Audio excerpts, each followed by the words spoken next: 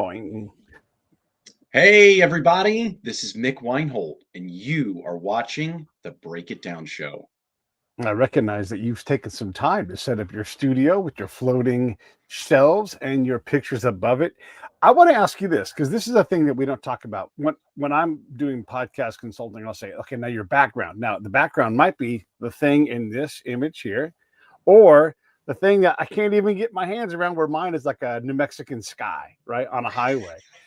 And I can change that thing. And so when I talk about these things, these are the small details, man, that allow us to express who we are, tell part of our story. And in my case, this New Mexican sky picture always, hey, where's that at? Right? Because it inspires that Mm, kind of thing. And that's why it's there. I used to have a different one. Let me show you this. This will go yeah. somewhere, I think. But let me grab this other background. I used to have, oh, nope, I took it out altogether. I used to have a different one that caused confusion. And I'm like, oh, this Mm, causes confusion. Right. And so, yeah. again, this is the picture outside of the frame. And so, you've put a lot of thought into this. I know you have, because I have too. Why did you come up with the two picture, two floating shelf, book, globe, all that stuff? Because every single Yes, one of those things has a reason. exactly. Yeah, there were so many different things that I frankly would probably prefer to be behind me. But Hmm. sometimes studios have some limitations. There's all kinds of different things that come into Yeah. play. But then there are things then that when you do select stuff inside of your limitations, because life is full of limitations, right? Then we want Yeah. them to reflect us. And so for me, I wanted to be able to bring some texture and some contrast. So my favorite color is blue, Pete, but my Hmm. favorite pattern are stripes. And Mm. so the pictures that are over my shoulders are in a way representative of the contrast that I really like in stripes. And then, of course, you've got the geometry, you know what I mean? That's over my other shoulder. There's the Hmm. globe for what I hope is the international impact over time, as well as the fact that not only have I been on shows internationally, but that I have lots of space for guests to be on my show internationally. And then the W is a little bit of a play because it's the beginning of When You Look, and it's also happens to be the last or the first letter in my last name, which is Wienholt. So not that When You Look was intentionally aligned in that way, but it was a Right. bit neat to be able to kind of pull those pieces together. I appreciate it. I knew there was a story there because these things do matter.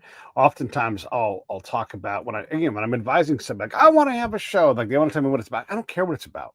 I don't care. What's the sound? What's the color? What's the pattern? What's all these things that allow you to, like, this is what my sawmill looks like, you know? Mm, And so that then I can go, okay, you've thought this stuff through.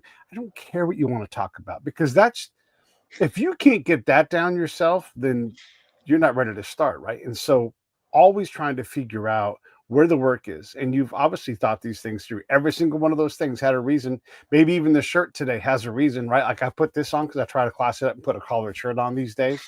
But my hair is a mess, so I have a hat on. love it. Yeah. Yeah. Yeah, it's funny you talk about shirts because, I started out when I was beginning of hosting my show, and I wore a collared shirt all the time. And what I found was is I was overdressed. None of my guests Yeah. did. And I'm like, okay, well, this is, truly supposed to embody, at least from my perspective, to really embody something that is approachable. And Hmm. Hmm. so much of the Western culture, which is our audience, yours, mine, etc., you know what I mean, is hyper casual in their dress. And so it became really clear quickly for me that I was like, okay, I need to get rid of my polo shirts on camera in my recordings and just bring it down to a t-shirt. And then in particular, it was like, okay, well, I've got all kinds of t-shirts that represent me, but in so many ways, Pete, my show isn't about me. Right. So I'm like, I got to essentially have something that is totally neutral and doesn't create, really anything other than to some degree a representation of me. You know what I mean? I like the color gray. A lot of times I'll wear a light gray, and then I'm a huge fan of the color olive drab. You know what I mean? Mhm. Obviously, you know that from your your military days, Yeah. and so I'll kind of oscillate between those three different colors with my shirts. I love it. Yeah, the all of those things, right, go into it. I just had a buddy of mine, his name's Ant Flynn, new friend of mine, and, right when I was going through this latest, iteration of mine, like, "I'm gonna dress it up a little bit." Hmm. He did this presentation at this, conference I was at called SpyQ, and he was like, "Clothes maketh the man," kind of, right? Like, that was kinda his Hmm. point, like, "Hey, if you wear these things, you're communicating something." And Yeah. so I already was like, "I'm gonna wear more sweaters, I'm gonna wear more collars," 'cause I probably got a little too loose. And so Mhm. for me, who cares what else? I wanted to tighten it up a bit. Again, look, I'm wearing a chambray. I'm not like it's not ironed or anything. It's just comfortable. Right, yeah. No But French but cuffs on that one. no, no. Exactly. Yeah. But yeah, there is a vibe and a look. And when we run, because you run a show, called When You Look Show. It's on YouTube. Everybody go check that out. There's the link. Ding ding ding. Wait, hold on. Finish pushing the button here. The link will be below me in a second, everybody. There you go. Ding, ding, ding. There you go. Go check that show out. When we make these decisions on how we're going to communicate, you're right. Your show is, I would say, a different entity than you, right? Like my ridiculous show has been around forever, 2000 plus episodes. And I probably won't ever count again because it's like, hey, point proven, right? Like thousands of episodes, Yeah. but it is in its own way bigger than me. It's Mhm. it's a different thing than me. It produces outcomes, and I'm like, and it took a Absolutely. long time. I had to put my stethoscope to and like really listen. Like, what is this thing doing? Is it alive? And it is. Mhm. And Mhm. it's not Frankenstein, but it could become a Frankenstein monster real fast. Yeah. Yeah, and I would add, man, I suspect you've experienced this as well, a scenario where you have a sense that your show is having some degree of influence, right? Right. Yeah. And you strike me as a relatively humble guy. We haven't known each other very long, right? But you're not necessarily Right. thinking, hey, I'm not at the top of the heap here, but I think because I got my heart into this, that Yeah. there's some degree of influence that's happening, right? And oftentimes in my life, what I've experienced is that rarely do we get the loop closed on that. And Mm. quite literally a week or so ago, I had a listener reach out to me because I send a weekly email out when I drop my episodes. Sure. And they reached out to me in response to that email a couple days after the email had gone out and the episode had dropped. And they said that basically this show ended up being massively impactful for them. And they didn't anticipate that it was going to be when they started listening to it. And they said the guest that they or that I had on, they were actually, provide contact information, all that kind of stuff, right? Like we normally do, just like you've got my website. And so this listener is saying to me, "Hey, I went and connected with your guest, Yeah. and now my life has been positively impacted." And just the fact that they even were kind enough, gracious enough, took the moment to send that email is amazing because then Yeah. you're like you're tapping on the stethoscope and you're like, okay, it really is. There's a heartbeat in that, not just mine. You know what I That's mean, and right. not just the Yeah. tap tap tap for me. So Yeah. it's I, really wonderful when we get those and comments on YouTube and all yeah. that kind of stuff. That stuff really matters to the hosts of the world. I used to have a little sound tag that I used a lot in the podcast. I don't publish the podcast channels partly because dunk, dunk, dunk, nobody there. A lot of people looking, a lot of people watching, but they don't participate. And so I'm Mm, like, I'm just not going to spend my time and money going there. That's antithetical to what you're supposed to do. But I have tuned my show over a long time, and it runs like shit to anybody else who's looking at it. But for me, I'm like, this thing produces value, right? Like, how do I monetize? Well, you got to be valuable. You got to know where the value is in your show. And I can't find value on the podcast channels. No harm in doing that. mm, Everybody who's doing it should keep doing it. But when you can't get your audience to port over anywhere else, like, hey, I'm doing a lot of work for really, I can't find the value there. And so, though it goes against what I'm supposed to do, for sure hurts my numbers. I don't worry about it anymore. I don't pay any money for it. I don't spend any time on it. And I look at Cool. these things, and here's how I get real transactional with the platforms. Do you value me in any way at all? If the Mm, answer is no, and I can't grow there, see ya. I don't mm. need you. Yeah, very interesting. Yeah. So, it sounds like then that your main focus or maybe even your exclusive focus is YouTube. Is that right? It's the primary focus. Yeah. I'll Yep. spend time there trying to sort that puzzle out. And right now they're not behaving very like they want my attention. Right. Like Mhm. specifically right now, I'm like, I'm not going to leave YouTube, but I'm going to spend less time because and this I think goes to the bigger conversation that we're trying to have here.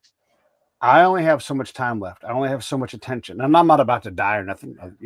Slam cut to Pete being dead in the parking lot, but um, I'm not going to spend time on things that don't deserve my time, even if it feels good, even if like, hey, you're YouTubing wrong. And I say something, I get that I suck. I get it. Everybody can start there. You suck. And that's why, okay, great. Thanks. I'm going to go do the things that demand my attention. And I'm very good now these days at managing my plate. My plate is full. If you want something to get on my plate, you have to buy space. Mm. And I'm not going to do things, even if it buys. I'm like, no, you know what? I'm just not interested in that opportunities. I'm really good now at understanding what I can do, what I get to do, and trying to blend those things so that what I want to do gets to be more of what I get to do. Does that make sense? Oh, absolutely. Yeah, and that's the beauty of the refinement process, so Mm, that mhm. you're more enriched, not necessarily in a checkbook sort of way, you know what I mean? Right. But that the whole thing has a greater degree of flow. There's more joy in it for you, Right. etc. Because there's that intersection of those two things that you were just talking about. What I want to do, what I get to do, that type of thing. Yeah. Yeah. The when the machine kicks out something from the void and it like belches out some happiness on them, like when you're someone listening to it impacted their life. I've also learned that I can communicate with my show in a specific relationship. So, like, let's say you and I go out and get coffee and we're talking, and Yeah. I would go, "Oh, you know what? I had a show about that topic," and because I've done a zillion of these Mm. things, I'm now able to say, "Here, listen to these. Maybe they do, maybe they don't. But if they do, I have really prescribed something for them that should be powerful. And the people that are willing to go on that ride, not all of them, always, always, always, they go, oh my God, Pete, perfect timing. I needed to hear that. And it changes a little bit in their life. It's a little bit, right? Even if Yeah. it's just a little ethereal poof and it's gone, um, my show now gives me a tool where I can go back. And I don't care if they watch a damn thing or not. But if they do, I know it's going to be valuable. Yeah, it's a really interesting point that you're making there. I'd like to add to it a little bit, Please. because what I think is really neat about what has occurred in the podcast world, and I'm going to use that with a lowercase p, meaning like you and I were having a quote unquote podcast conversation, right? We're Right. doing it on YouTube. But in general, it almost seems like over roughly the last 10 years, and for sure we know that podcasting has been around beyond that, right? Much longer than that, back since the advent roughly of the iPhone and iPod prior to that, right? But it's really taken off steam in roughly the last 10 years or so. And what's Right. really interesting to me about that is, in a way, it's almost like this harkening back to oral tradition Mm, and oral communication of stories.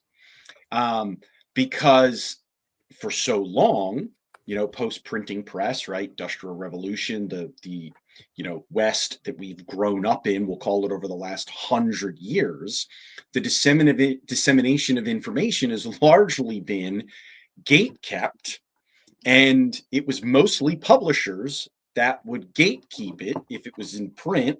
yeah. And if it wasn't, then it was the media, right? And so it's so interesting that you can have someone that has an outstanding and amazing story, right? Come on your show and talk about it. And then you can go back and literally reference it. I'm going to make this up 6 years later when you're Yeah. talking over coffee, and it's like, hey, you need to go check out episode 46 or whatever, right? Like it's Yeah. and it's all there, and it's captured in its original form. you know? And that's what's really, really neat, that there's been a lot of democratization of all of the amazing stories that are out Yeah. there. Yeah. There's a lot of negative opinion about this in that anybody can say anything they want, and that's freedom of speech, and it gets really uncomfortable, especially if someone like I was watching his channel the other day, and this guy talks about space weather, and look, there's so much in the world we don't know anything about, and so I was like, oh, this is fascinating. How does space weather impact the planet? And he's like, hey, by the way, big storms coming, probably going to be a earthquake, in this region. Oh, also, bam, earthquake. You're like, oh my god, did Wow. and he's not the only one on this theory, but he's publishing on it now, and now you can go. You don't have to have a professional license. You don't have to have a journal that you publish to. You can just say, I'm going to go out and I think these things connect and I'm going to talk about it. And it's Yeah. powerful. Is it real? I don't know, but I get a chance to learn about something, even if it's not real. Now I can go, here's what I can do. I can go out and go find an actual expert and say, hey, what do you think about this? And the next time that guy says 100%, that's probably true. It's Mhm. probably true that when a solar storm comes and impacts the earth, there is a disruption of the current status of the planet. Now, does it cause Yep. 7.2 earthquakes? I don't know about that, but it looks like it's possible. And then you'd be like, Right. oh my God, some guy on YouTube listen, and so it's an amazing time that we can do this. We have to withstand a lot of deception, purposeful or not Mhm. otherwise, or just Yeah. mistakes. Yep. But I would also submit that Ben Franklin, who had access to a printing press, lied in that shit all the time to make a point, right? And so it's not new. It's not new. Yeah, the human condition has not changed. That's for sure, you know? Yeah. Yeah, it's a really interesting phenomenon that you're describing, and I think that's where critical thinking comes into play, Mhm. in the process of discerning. And what I'm hearing is it total, I'll just use the word like quackery, you know what I mean? Right. Or is it just that I haven't cracked my brain cells open enough to Yeah. consider that, you know? Because Yeah. there's a lot of things that I kind of say it this way, that I grew up with, okay, which is not really the way I should say it. I should say it this way, Pete. I should say that I was taught growing up, Okay. okay? And we're talking like in schooling, in education, sort of societally, culturally taught, right? That we now know that the data just doesn't prove it out to the degree that it was ever told to us. Okay. Okay. Um, and so when you're steeped in 25 years, right, of this is the way it is. Okay. For me, much of that has been on the health and the food side of the world, Mm. right? Hmm. Things like, you know, the degree to which cholesterol is bad, right? Just as an example, or the degree to which fat is considered bad, right? And for 35, 45 years, it was that all of this stuff was bad, right? And then every Right. once in a while, there was some book that was like, well, saturated fat's actually healthy and there's nothing necessarily wrong with it, right? But that was fully on the fringe. So I'm not trying to take us down controversy land, right? Sure. But it's been really interesting to see how, with the proliferation of information that you can then go seek and then do more critical thought on your own to then discern. And just an example of that for me, okay, because I think everybody should make their own decisions as a result of their own critical thought. One of Sure. the things that changed my perspective on cholesterol, and again, I want everybody that's listening to this, make your own decisions. I'm not Right. telling you what is or what isn't. But what changed my perspective on cholesterol was when I learned factually that nearly every single cell in the body creates it because it needs it. That changed my view of it. And I'll Right. just kind of leave it at that. But just in the spirit of the Yeah. conversation of like, there's so much interesting stuff that's out there. To your point, right?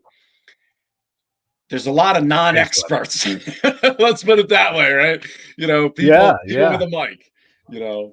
But there's also a lot of experts that are being forced to deal with viable alternate approaches to things. The age of the Oh yeah, pyramids, we just don't know. We just don't that's know. right. And so when other people are like, "Hey, look at this flow of water," and there's folks who do that work. This is one of the things that we have here. And I will not to get conspiratorial or anything, but just yesterday we were talking about this. If the New York Times, if ABC News refuses to get things right, if they purposefully go back to, and I'll just say the words Ministry of Health for Hamas, if you go back there and you get burned over and over and over again, and Mick doesn't, guess what? Guess what? Mick is higher credibility than fucking ABC News, than the New York Times. Does that mean all the New York Times reporters bad? No.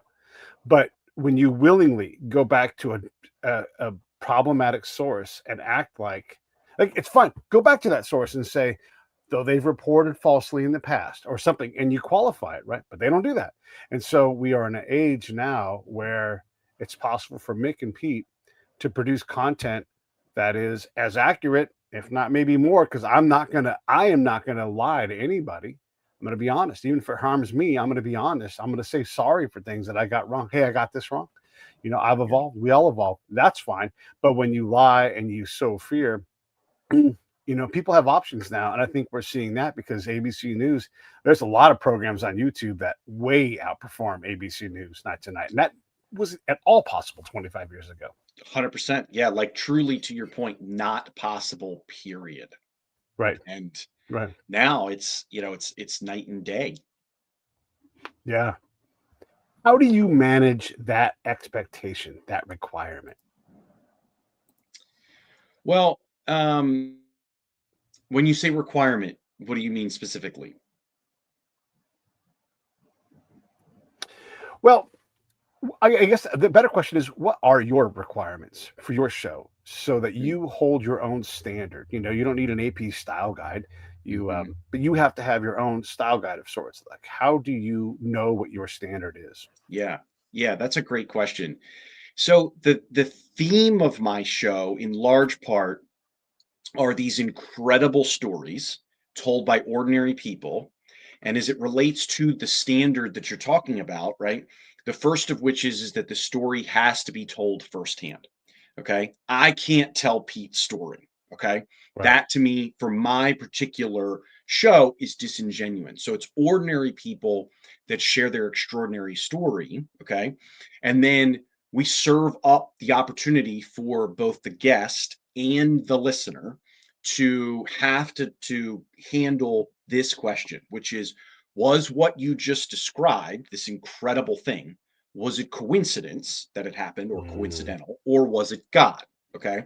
And we do yeah. it in that binary way. One, for fun. Two, it makes it really cogent, right? It's just kind of like, this is it, this or this. And the funny thing is, Pete, I have plenty of people that are like, I think it might be somewhere in between, Right. or both, right? And there's certainly space for that, but we like to make the question pretty straightforward, and we do it consistently. Was it coincidence or God? Yeah. Right. But then beyond that, and I would say that's roughly 90% of my episodes. Then beyond that, there's discussion related to the episodes and things that are uncovered in people's stories and themes that are uncovered in people's stories. Like, for example, I had a pastor on, and they talked about the obedience that was observed in a number of different episodes from guests sharing their particular story. Okay. So I then keep that, as to your point, right? The standards for the show, and knowing that there's space to operate within all of that. And Yeah. one of the examples of space operating within all of that is that I'm totally open to having people that think that their story is coincidence being on the show. So while I'm Sure. primarily a faith based show, there's absolutely space for people to say, well, I'm not 100% sure, or I fully think it was coincidence. And I've even had guests that have done that. In fact, we had a really, really neat conversation where there's literally 10 people on this episode, on this conversation, because a guy ends up having a heart attack, and a whole bunch of guys end up being right there by him, and they Mm, do CPR, chest compressions, right away. right? Yeah. And the paramedics agreed to actually be on this call too, right? And what's hilarious, Pete, and I'm sure you can appreciate just from a story standpoint, is there's 10 guys or so on this call, one of which is the dead guy. Okay. Bah, So he's not actually dead, right? He survives it, sure. but we're literally, they got all these people talking about this dead guy as he sits there and listens. And that was just hilarious to me in kind of just a fun way. It's like, man, what a neat story to be hearing firsthand from all these guys that did all this stuff to you, and you have Yeah. no idea what that was like for them, right? But then we get to the end of it, basically, as everybody shared their story, and it's like, okay, was this coincidence or God? And we asked that of each of the guys. Okay. And Okay. guests know this. There's no gotchas. There's no none of that stuff. Right. And so, quite literally, Pete, basically half of the guys, including guys that did chest compressions, were like, fully coincidence. Yeah. And then other guys were like, there's no possible way that I see this as coincidence. You know what I mean? And as a host that tries to be intellectually honest about all of this, I'm like, man, that was amazing. You Yeah. know, Yeah. um, Yeah. because I'll just kind of close this part of that with this idea of like, for me personally, okay, I'm a Christian, and I fully believe though that faith is a decision. So people have to make it for themselves. And so when other people are like, no, I think that was totally coincidence, like, great, I respect that, you know. So as I'm Yeah. sure you have, man, you get No, a it's lot of great stories, and yeah. and you get to determine who comes on your show too. Right. And then what do you do with it, right? Like you have this amazing experience of having, and I love having dead people on my show. I love it. It's the best because they see the world in a different way. My buddy Josh Montz was dead as fuck. 15 minutes he was gone. Yeah. And they're like, hey, got you back. Welcome Yeah. back, right? Got shot and killed, legitimately shot and killed in Solder City, right? And then they got him back. And I had a dinner with him or lunch with him the other day. It was wonderful, wonderful. And then what he's learned and how he's evolved. I'd way rather look, he's one of my favorite people to go see and have a Mm, conversation with because he blows my mind. And when you've had 2,000 conversations and you're like trying to blow your mind all the time, you get your mind blown a lot. But he's one of those guys where I'm like, man, just keep blowing my mind, please, because what I think is possible, where I think the limits mhm, are never there. And so to bring God back in, we don't know. We know that there's probably multiple universes. There's probably more dimensions than we can possibly even comprehend. I'm not saying that we can even allow in our brain to go, wait, what do you mean there's 27 dimensions? And so you're telling me there's no being that has access to our dimension that we can't comprehend? I don't know that we can eliminate God from things. And look, by all means, don't sit at the God table if you don't want to, because that's part of the deal too. But understood. when we Yeah. try to sort this out, and you're like, these guys are like, there's God there, and these guys are like, coincidence, right? That's a cool conversation because we don't know. And the thing, I had this conversation yesterday with my buddy Jason DeBillius on my show. We talked about how if you experience God in a powerful way that changes your life, and we'll just say Paul on his way to Damascus, right? If Mm, you yeah. experience God like that, there is no unconvincing that person. Mm, So I use the example of Cabeza de Vaca. I don't know if you know his story. He's from the age of exploration. He's a no. Spaniard that came here. Mm, He and I'm making this is like the modern NIV version of this story. So by the way, everybody, I'm using a biblical reference like on different translations. Okay. yeah. So he and his buddies became faith healers as they transported themselves by foot, Indian tribe to Indian tribe, across America from Galveston to northern Wow. deserts of Mexico over a course of about 10 years. And they survived. And they ended up being naked. They had nothing. And so when they survive, and they wrote journals because they had to, because if you survive and you go back and you see the king, and he's like, where's my money? He wants a book. And so these guys, and so what else could it be except for I don't know how we lived. The God. It's got it. There's no convincing Cabeza de Vaca. There is no God. And so we have these conversations that I mean, I used to have, he's passed away now. I had this cosmologist, and he studied quantum everything. And he couldn't eliminate God from his work. He's like, there's stuff that I can't explain. There's places where the math breaks down. There's Mhm. stuff that we don't know. We get to explore that, but I can't say there isn't a God, right? And so that conversation, this is just one of many, but we we don't even know if we have free will. The science would say we don't have as much free will as we believe. And Hmm. that's also a Andrew Friedman thing from when he was on my show. So there's so many things that we can learn and have our minds blown with, and it's cool that you get to swim in those waters because they can be scary when you challenge your beliefs, but then you get used to that, and you're like, of course, that's possible. Of course, anything's possible. Yeah. Yeah, absolutely. Well, when you talk about the challenging of beliefs, so let me just share something that I think may be interesting to you at the very least, and probably some other folks. I grew up in what I would consider to be, and what most would consider to be, Pete, a quote unquote Christian household. Okay.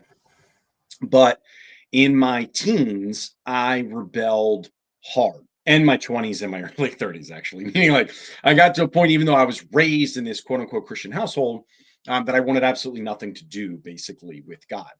And the primary reason for that was um, I got a bunch of rules and discipline from my folks, and I didn't have much of a relationship with them. Okay. We've probably all heard that maxim of rules without relationship equals rebellion. So that was me to a T. And what I did was is I also then projected that onto God, meaning I took like his rules, okay, that Mhm. just think 10 commandments for those that of course everybody's at least heard of them, right? Yeah. And I took that kind of thing and said, without knowing it, of course, well, I don't have a relationship with him. So I'm like, I don't like his rules. I want to do my thing. Right. So I Right. rebelled against my folks and I rebelled against him. Well, um, that's just sort of just like to set the stage here real quick. Right. So, that quote unquote Christian household that I grew up in talked a lot about um, staying sort of away from bad stuff, okay? And on the surface, that seems to make sense, like that seems like it could potentially be wholesome. Well, then, you know, come decades later, and I begin to understand what Jesus has done Mm. and what he did. It was that he didn't come for all the quote unquote clean people that had it together. He Right. came for all the brokenness.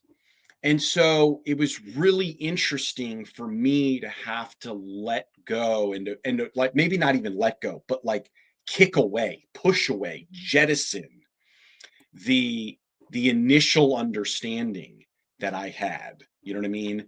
Of, yeah, we want to kind of stay away from all of that to more of, wait, what is Christ actually doing behaviorally?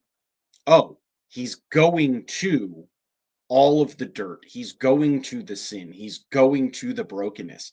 And what I have seen on my show is the more my guests describe the details of their brokenness, okay? And I'll just paint with a broad brush here. What I mean by that is, like, someone could say, I had some problems with alcohol. Or they could say, I spent 65 days in jail because of my third DUI, right? There's two differences there, because, or a big difference, because people can just draw different conclusions. They fill in their own blanks, right? When we don't get all of the information. And so Right. when my guests are like, here's what the brokenness looked like, Mm. and here's who I am now, and it's Right. all coming out of their own mouths. Like, it's amazing to Yeah. see what God has done. And to me, it's given him, meaning God, so much more power. Now, granted, theologically, none of that has changed. He's had the same Sure. amount of power, right? But I Right. maybe a better way to say it is like more of his power is actually on display when Right. people show, hey, this is how bad it was, right? Yeah. And Yeah. here's what I am like now. It's really just been amazing to see that, and to, as I Yeah. said, just kind of kick away some uh, original understandings, quote unquote, of things. Yeah. And depending on your kind of God, when you're like, well, I'm not going to abide your rules, I'm going to do what I want, and God's like, oh, you're an adorable little baby, like, yeah, you're the next guy. I already know what's going to happen here. And so there is like that wise old man God who's just like, yeah, I'm just going to wait for you. I'm going to be here. When you're ready, I'll pick you up and you can go on. And so Yeah. we, as a society, we kind of reject, modern religion. There's still a lot of spirituality out there, but we have and continue to have kind of this new reckoning with what is required. How do we become a better person and take care of our spirituality? We go to the gym quite a lot, but how do we go to the gym spiritually? And these are those things where you can learn these attributes. And I can say the words of all of, patience and tolerance and wisdom and all those things. But how do you practice those things? And I would tell you right Yeah. now that our shows are a form of church, because I may give you the thing you need that day, and maybe that allows you to connect into whatever your spirit needs. And maybe not, and not every day do we do that, but life is life too, right? Yeah. So it is interesting that we without being a religion, we do build these things that have religious like elements, even if it's just by exploring humanity. Mm-hmm. Yeah, it's definitely an interesting point. It's funny you talk about some virtuous behaviors, right? Like Yeah. patience or kindness and those types of Yeah. things. And I'm laughing because what I have found is that, yes, like if I endeavor to do those things, I can do those things. And I will say transparently up to a point. Yeah. Then, like, for those folks that have little kids, right? At some point in the day, the week, the month, right? You just gotta run out of patience.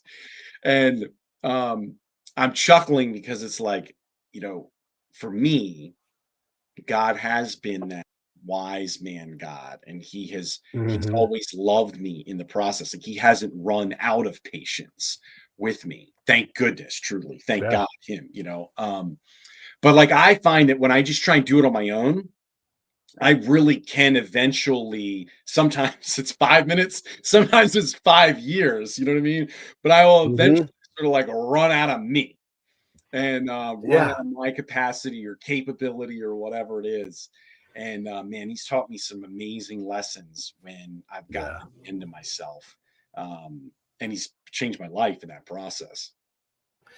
There's a guy who got on the show. His name is Jason Schechterly. He was a cop, and Mhm, if you know Jason, yeah, he was a cop in Phoenix and basically got burned alive and survived everybody. He had fourth degree burns, fourth, mhm.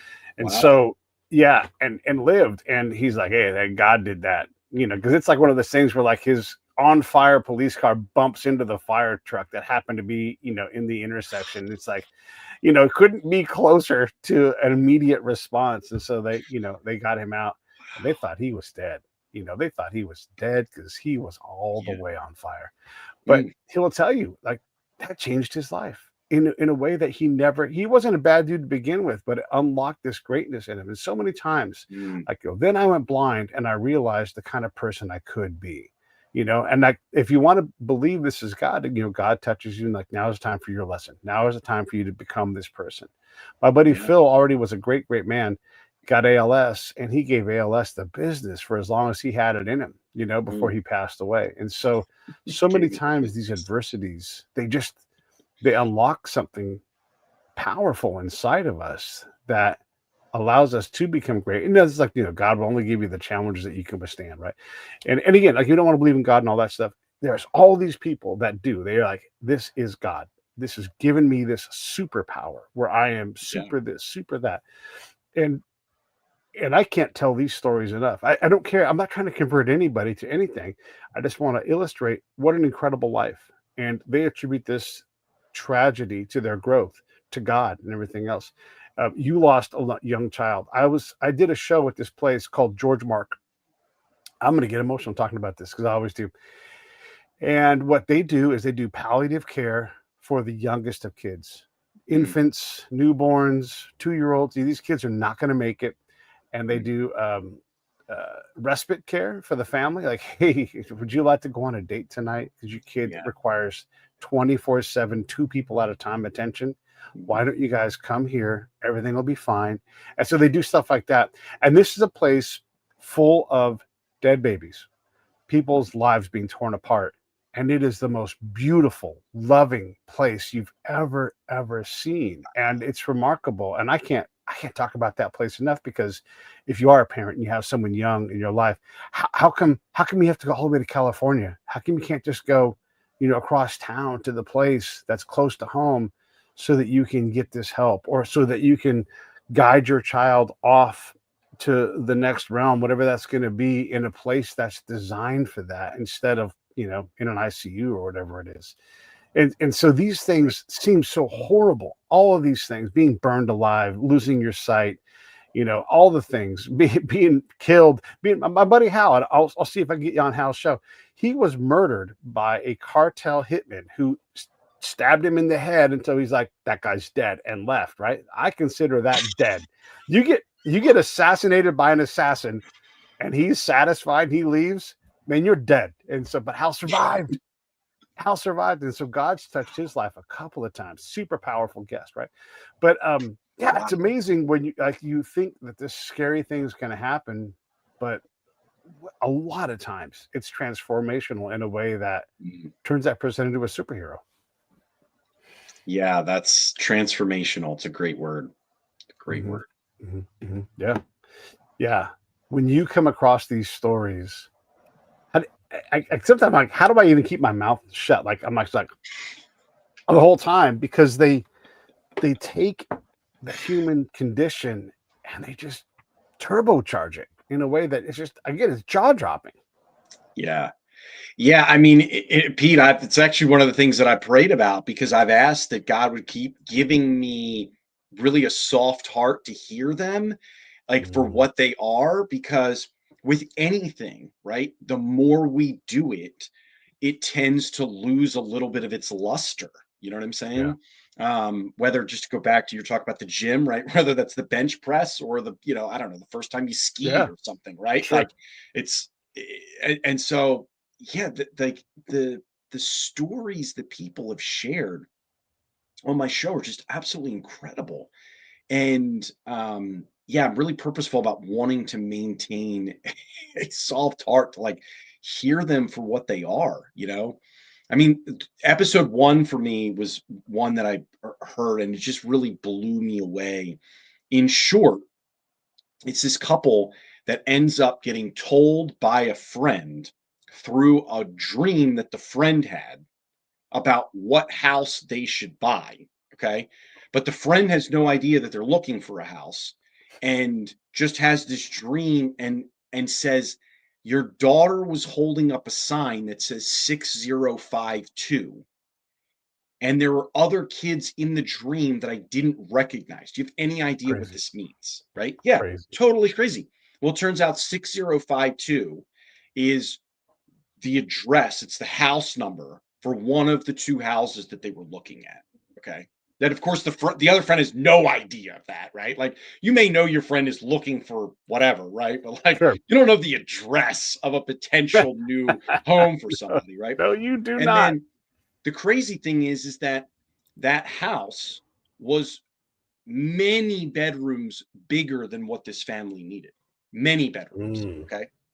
Well, 3 weeks after they move in, they got a phone call. The family got a phone call from an adoption agency in Colombia that said, hey, we have a trio. We have a family group of two sisters and a brother that are now available for adoption. Oh wow. So that house that was too big, essentially 3 weeks later, is getting filled. Yeah, And those are the unidentified kid in the dream. And I'm like, there are things in the Bible about people being quote unquote warned in dreams, right? I'm like, this sure. isn't a this isn't a warning, but I'm like, this is the same thing. I'm like, people need to hear this. Like, this is it just blew my mind. Yeah, And yeah. things that have happened since, in terms of one episode after another, man. It's mind bending. And even if, to your point, right? Even if it's not someone's belief that that thing is God, the stories that regular people are experiencing are incredible. Like your Right. buddy Jason, right? He's Yeah. a great man as a police officer, right? That is a legit duty, okay? That Yeah. serves the public interest. Like we have, at least I got a lot of reverence for those folks, right? But Right. he would probably consider himself to be a pretty normal guy. But most people, and this is where I go back to what we were kind of talking about at the beginning of the show, like the oral tradition and the fact that there's documentation of that now, whether that's from your show 6 years ago or whatnot, right? What I have found in interviewing my guests is that so few times do anyone or does anyone outside of their immediate family or friend group know about their incredible story. And then you got people like Jason, it's like he comes on your show, and now it's like thousands of people get to hear this incredible story, you Yeah. know? And I, Yeah. I think there's I think there's a lot of upside culturally, societally, collectively, and individually for, like you said, you know what I mean? That those church aspects of someone hears a thing, and maybe that's what they needed on that particular day. Yeah. Yeah, and I trade that, but I'm not the arbiter of when it Mm, works. So I just do what is there, and I let that thing do its work. And sometimes it's time release. It'll happen years later. Again, yesterday we're talking about this, where Jason and I were saying, like sometimes you'll get a call from someone or an email, someone from the void pops in. Hey, and the example I've used lately is right at the very beginning of the show, 2,000 plus episodes ago, like episode less than 10. We had mm, this guy on the show, Jason McEnroth, and he was a fantastic drummer. But he died in this case like shortly after we had him on. It wasn't like 2 days and like that, but within 2 years he was gone from cancer, and he had kids, right? And when you lose your dad, you have so many memories and they're perishable. And so one of his kids said, "Hey, I found this episode. I've listened to it a bunch of times. I got to know a version of my dad that I'd never met before, wow. and I'll take I'll take as many of those as Yeah. I can get. And I have another practice. I started when my brother passed. My brother Eric passed away a couple years ago. When I think of somebody, I send them a message, and I know a lot of people. So my little wheel of people, boom, it'll stop on Mick. I better let Mick know that I'm thinking about him because Mm, one, who doesn't want to hear that? Hey, man, I was thinking about you. Thought I just nothing to do here.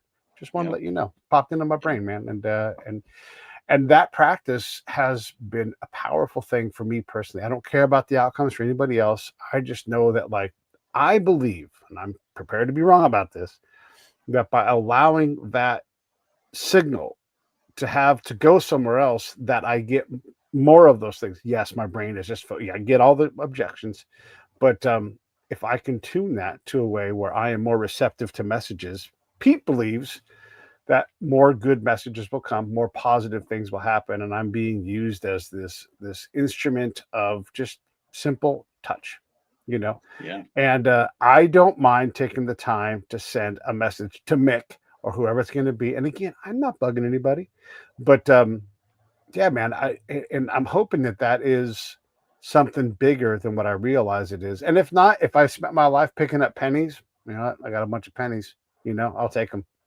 Exactly. Yeah, those will add up too, even if they're not Mhm. minting them anymore. Yeah, right. Yes, yes.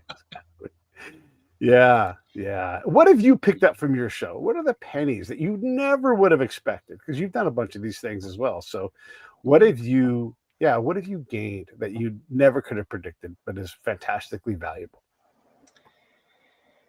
Um, so one of them I was talking about before, and I'll also share another one, but that I think it really does bear repeating.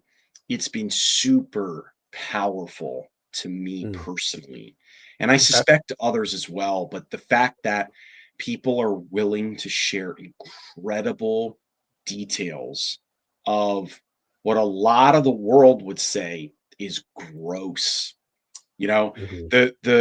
the church world, the Christian world would call it sin, and other people would just call it like just it's just like legit gross.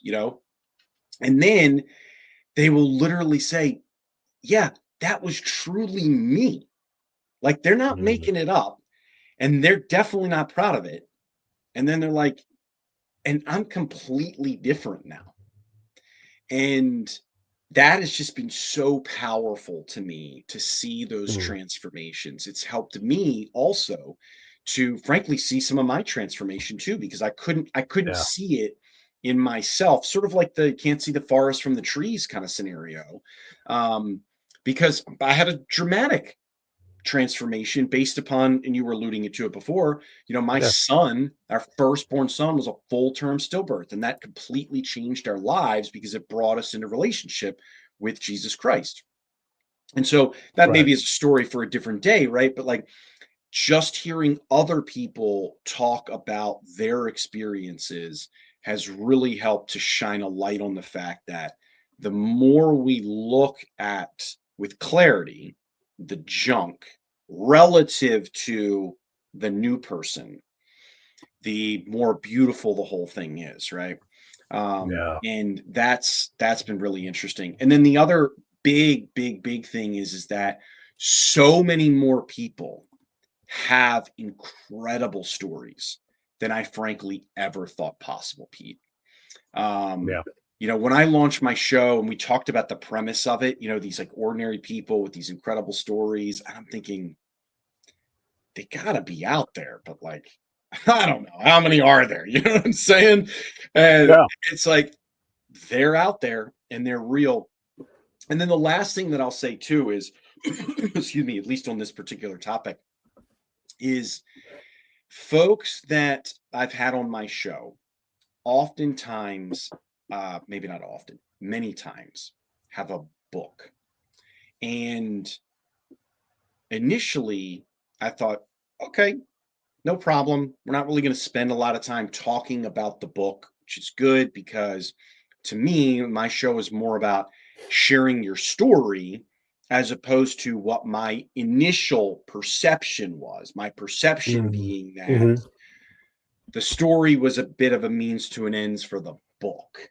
Okay. And that the book is kind of the central thing in why somebody might want to be a guest. Okay. And I can see a little bit of the smirk on your face because Yeah, it's like sometimes people are like, why is it that we're now seeing so and so on the major media outlets, right? Oh, it's because they just came out with a book, they wrote right? a book. Yeah, So again, perceptions aren't necessarily reality, even though oftentimes we will say perception is reality, right? Um, so then as we would talk and have conversations, they would literally tell me unprompted, they would say things like, so God told me to write this book. And that can seem somewhat crazy or flippant or whatever we want to call it. And then the next thing out of their mouth was this. And I told them no.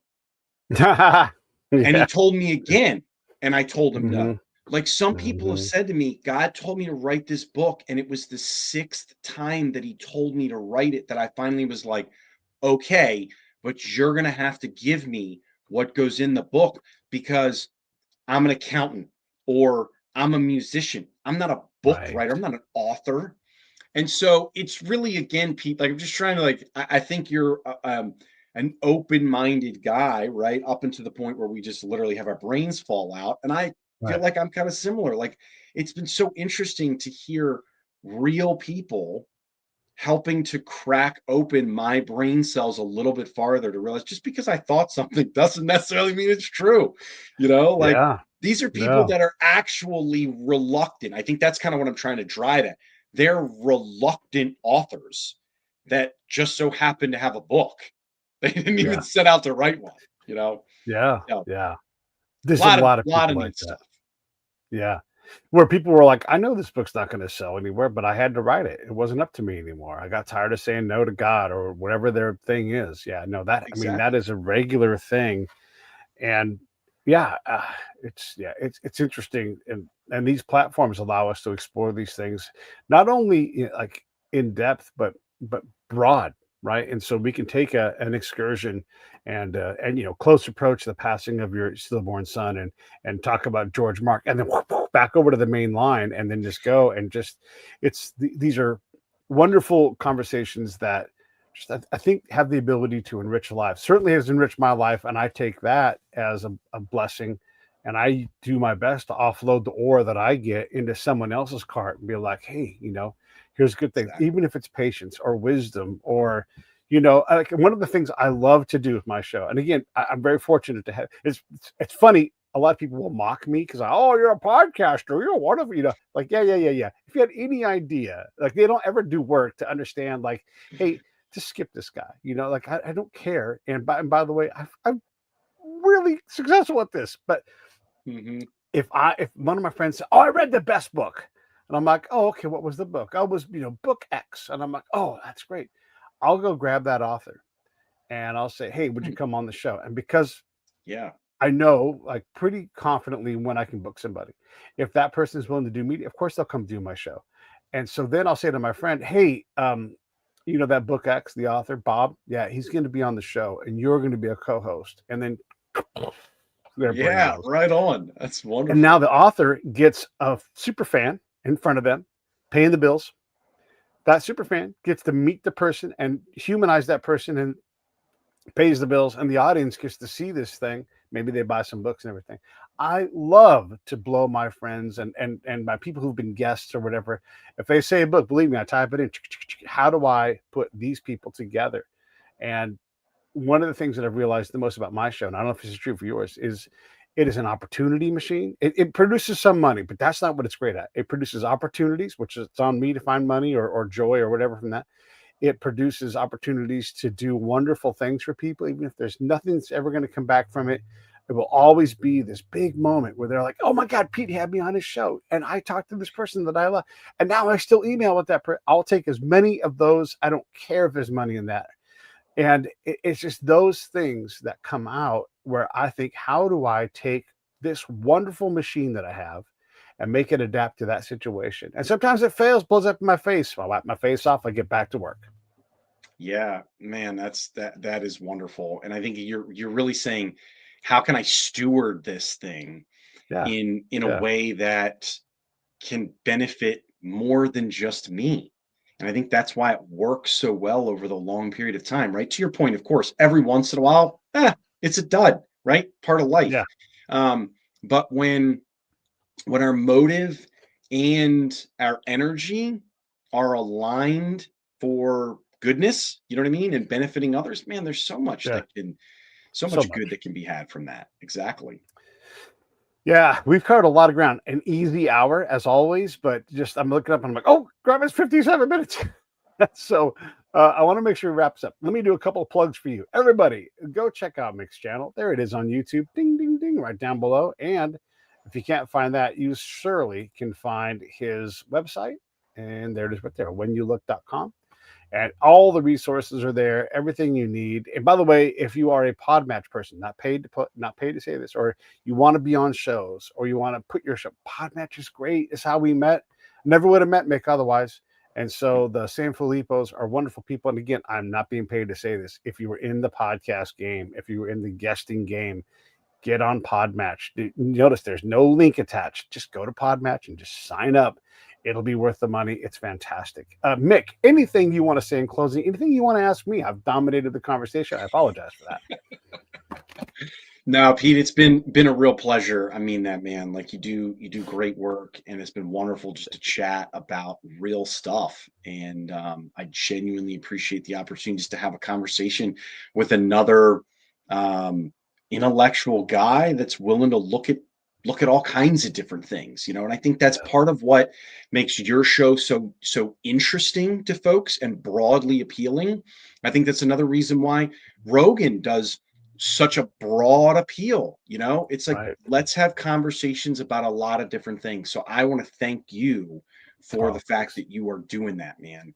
And Oh, thanks for highlighting a bunch of people as well, like Jason and the other folks yeah, that you've had on. Like, that's just I know. really, really cool stuff. So thank you, truly. My pleasure. So everybody, I'll have, as always, you guys know this. I'll have a show tomorrow, and I'm told, like, you need to do this more, so I'm gonna do it right now. Hey, click like and subscribe. If you guys don't know this already, come on. But yeah, look, it helps out. Go to the PayPal link at breakitdownshow.com and then make your own subscription. You want to talk to me on the phone, whatever, right? Do I have to say these things? Support creators, support Mick. Find a way to get money directly into their pocket, because that is the biggest way to make a difference in our lives and help us to help you all. So I'll say that in closing. Mick, hang in there. I'll say goodbye to you. Everybody else, I'll see you all tomorrow.